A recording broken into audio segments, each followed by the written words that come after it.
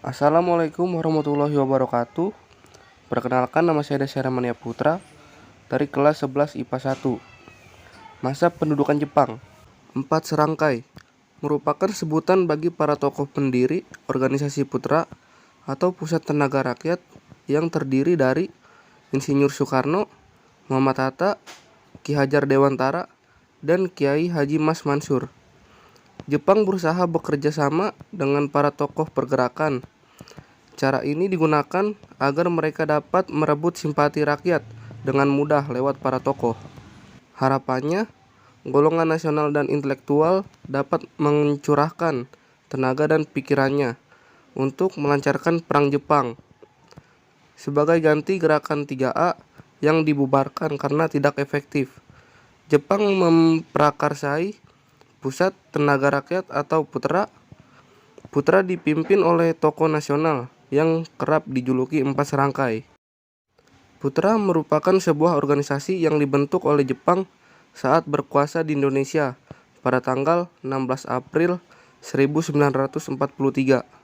Didirikannya Putra bertujuan untuk membangun kembali apa yang telah dihancurkan oleh Belanda dan melakukan propaganda untuk membantu Jepang dalam peperangan. Tujuan Putra adalah membangun dan menghidupkan kembali hal-hal yang dihancurkan oleh Belanda. Menurut Jepang, Putra bertugas untuk memusatkan segala potensi rakyat guna membantu Jepang dalam perang. Selain tugas propaganda, Putra juga bertugas memperbaiki bidang sosial ekonomi. Seiring perkembangannya, Putra justru lebih banyak menguntungkan pergerakan nasionalisme ketimbang memenuhi kepentingan Jepang. Kemudian terbentuklah Tentara Sukarela Pembela Tanah Air atau disebut PETA.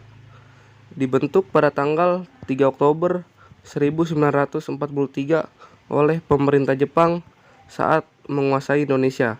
PETA memiliki peran penting untuk menjaga kemerdekaan bangsa Indonesia.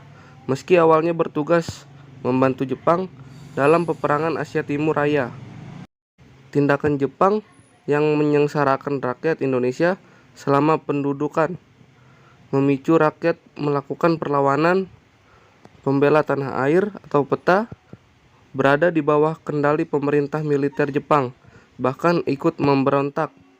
Ini disebabkan karena perwira PETA kerap direndahkan oleh Jepang para shidokan yang melatih mereka bersikap congkak dan sombong. Mereka juga tak tahan melihat Romusa dan pemerasan yang dilakukan Jepang. Romusa adalah sistem kerja paksa yang diterapkan Jepang kepada penduduk Indonesia saat masa penjajahan. Tenaga kerja Romusa berasal dari desa-desa di Pulau Jawa yang dipekerjakan secara sukarela. Pekerjaan ini disebut Romusa atau sistem kerja paksa. Romusa berlangsung selama 3 tahun, dari 1942 sampai 1945. Romusa berdampak pada tenaga kerja yang mengalami siksaan dan kelaparan. Mereka dipaksa terus melakukan pekerjaan berat dan tidak mendapatkan upah. Sekian yang saya dapat sampaikan. Kurang lebihnya mohon maaf. Wassalamualaikum warahmatullahi wabarakatuh.